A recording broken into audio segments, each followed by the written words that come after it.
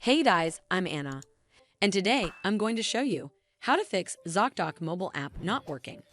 So first of all, you need to make sure you're running the latest version of the app. Open up App Store on your device, and then tap on this search icon in the bottom right corner. Then search for the Zocdoc app. And if you see this update button right next to the app name, simply tap on it to make sure you're running the latest version of the app. But if you still encounter this issue, then you need to clear App Cache. Go to your device settings and then scroll all the way down to General and tap on it. Then tap on iPhone Storage. From here, search for the Zocdoc app and then tap on it.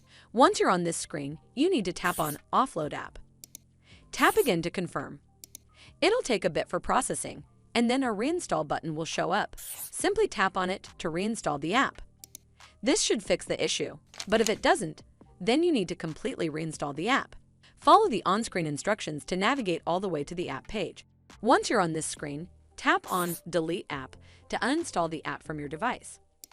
Once uninstalled, you need to open up App Store and then search for the Zocdoc app right over here in the search bar, and then click on this Get button to install it back on your device.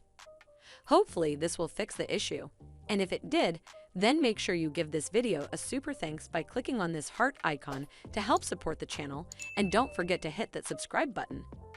We'll see you in the next one.